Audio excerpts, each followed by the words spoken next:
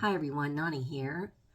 This video is to provide information about registering with Amicalola Visitor Center. And so it is a little bit different than actually registering with the Appalachian Trail Conservancy. There are two different registrations. So if you haven't done your Appalachian Trail Conservancy registration yet, you need to do that. This is more about the Amicalola Visitor Center registration. If you watched a previous video I did, number 28, it shows the entrance of the park, and it is the Amicalola Falls State Park and Lodge entry. It has two rock columns on the side where you enter into, and as you watch that video, it shows on the right-hand side a visitor center that is being built. Just beyond where that visitor center is being built is a trailer. It's the first trailer to the right. That is the temporary visitor center. That's where you will go to register and pick up your tag for being able to start the Appalachian Trail. Whether you're starting from the approach trail or from Springer, that is where you would get your tag. Now, the tags are not currently in, according to the individual that I spoke with yesterday. She indicated that those tags would not be in until the end of January. For those hikers that have already begun their hike, the next opportunity for them to get a tag will be in Harpers Ferry, West Virginia. Hopefully the ATC will be open when they are coming through and they'll be able to get their tag at that time. If not, the only other place to get their tag is in Katahdin, Maine. So those are the three places where you can get your tag. They are not available anywhere else. I asked the individual that I spoke with what their hours were.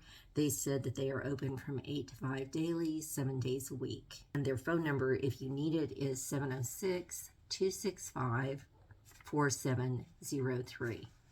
For those of you that are planning on beginning at Springer and not from Amicalola, there is a service road that leads from the Amicalola area to Springer, where that would take you to the Springer Mountain parking lot. However, that road in adverse weather conditions is not always passable, so you sort of need to have a plan B on if you're planning on starting from Springer and the weather is not permitting. You may have to start from Amicalola, and that's an additional 8 miles you may not have planned on hiking, but that's just the way that it goes. And so I asked the woman at the visitor center, well, how do you know if the road is open or not? Would we get that information from you when we come? And she said, no.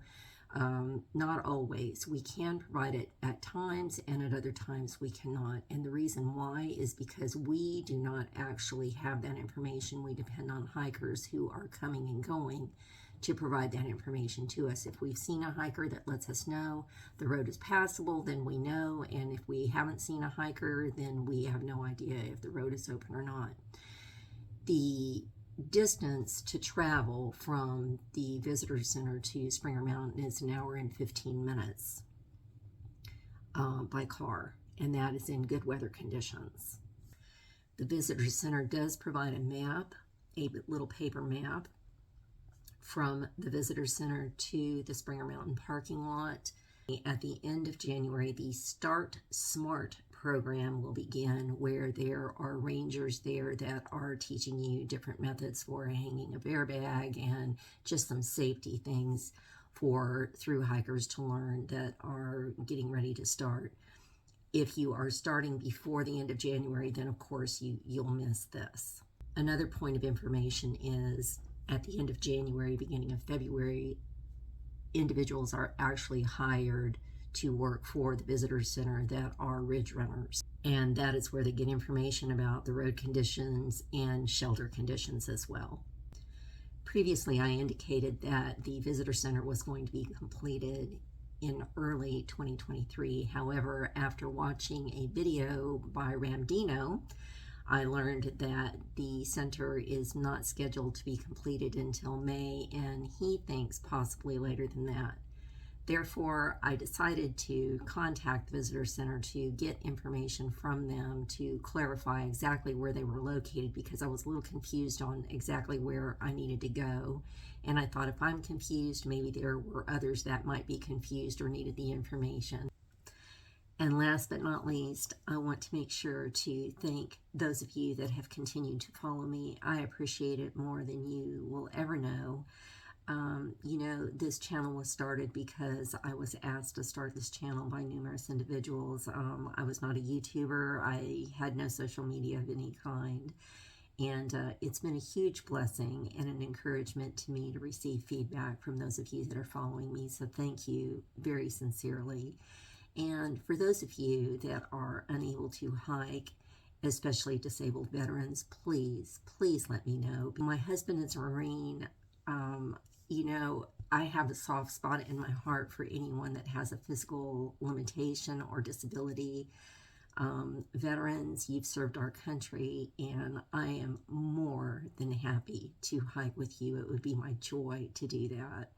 If you have not yet contacted me, please consider doing it, because I will be thinking about you every step of the way. I'll have you there with me, and I'll let you know how you're doing along the way.